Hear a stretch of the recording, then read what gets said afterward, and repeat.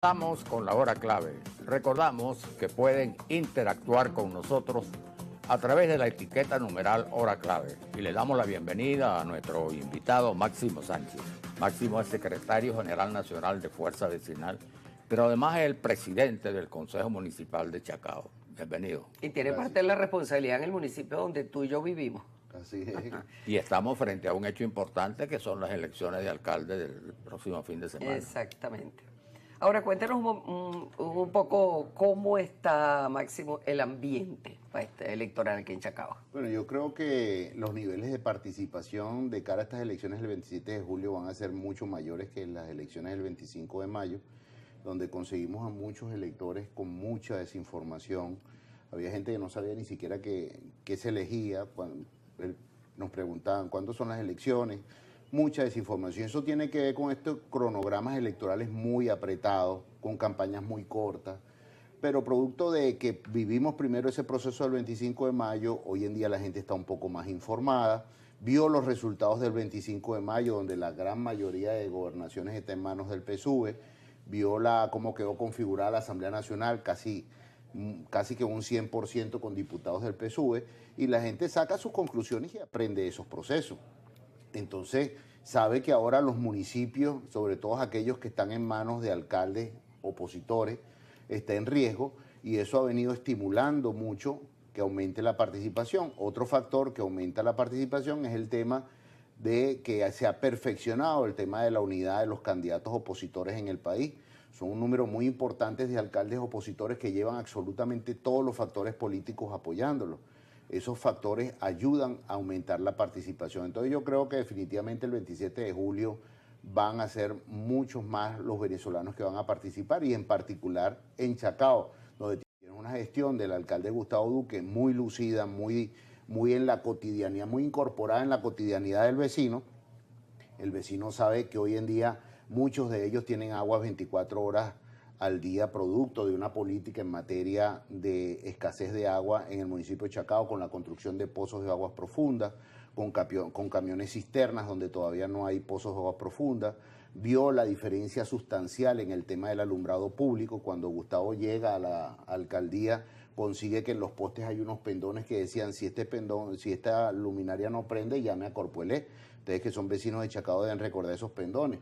Gustavo y el Poder Legislativo en el municipio tomó la decisión de quitar los pendones y cambiar la luminaria. Hoy en día tenemos un municipio muy bien iluminado, tenemos un municipio en donde se incorporan cualquier cantidad de aspectos en materia cultural, en materia educativa, en materia de salud, en materia de vialidad, en materia de ornato, que hace una gran diferencia cuando pasas en la ciudad de Caracas, que vienes del municipio Libertador, atraviesas por el municipio de Chacao, notas una gestión pública que está en la calle. Esa diferencia que la vive el caraqueño en una gestión pública muy lucida es la que trae como consecuencia que creo que en este proceso electoral la gente se va a volcar a participar para defender, como dicen, para defender su espacio, su casa, su cotidianidad.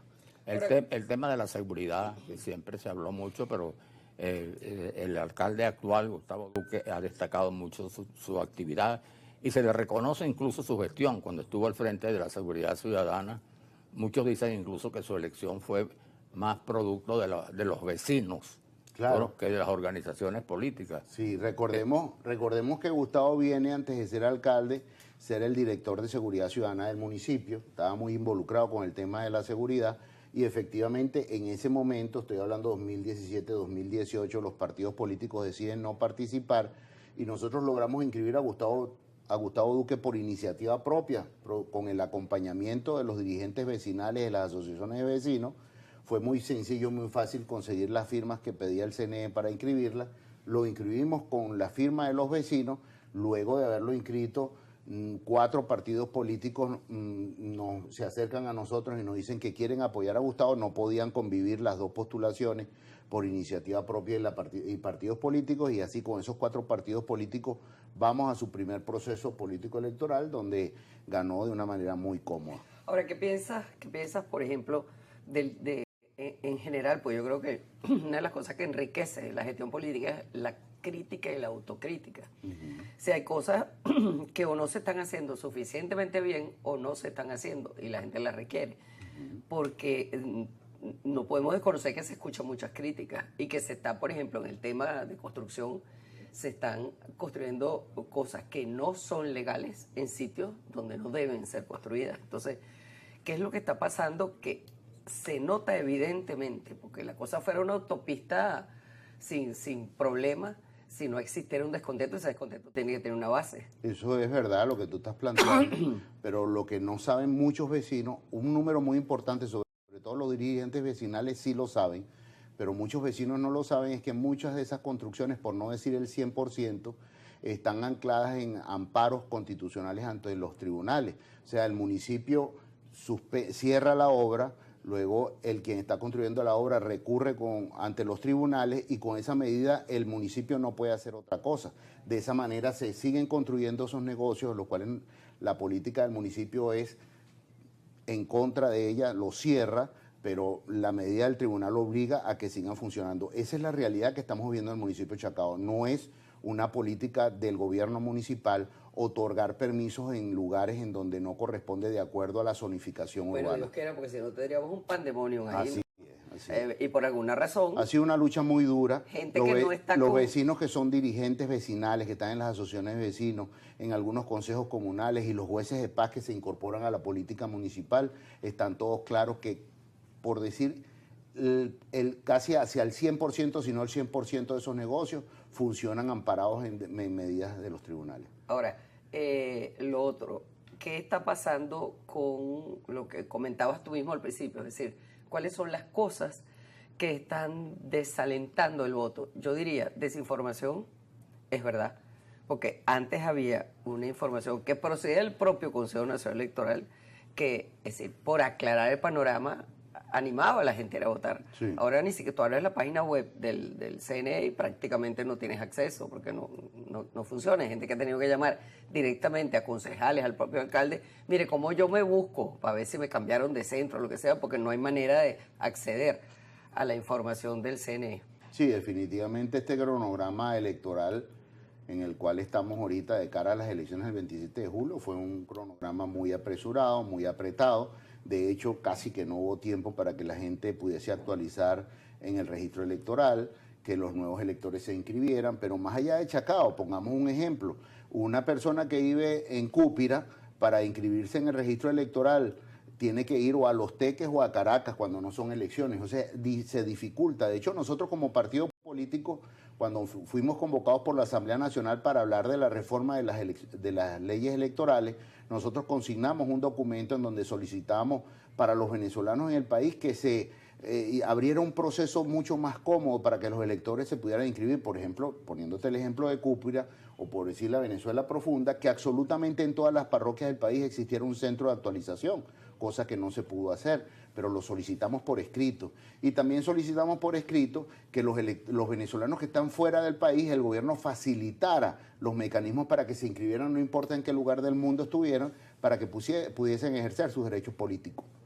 Eso tampoco se ha podido poner en práctica. Y es tan sencillo con una reforma en la ley de procesos electorales, que es la que establece que para que una persona se pueda inscribir en el registro electoral fuera del país, tiene que estar en una condición legal en el país donde está. Y si tú reformas ese artículo y pones de principio lo que establece la Constitución, que lo único que necesita es la cédula de identidad aún vencida, pues con eso abres una puerta para que los venezolanos puedan ejercer sus derechos políticos. Eso lo dijimos por escrito cuando fuimos convocados a la Asamblea Nacional para hablar de la reforma de las leyes electorales. Ok. Ahora hay un tema que a mí me preocupa, que es eso de que Chacao es una especie de oasis en medio de malas gestiones o gestiones deficientes.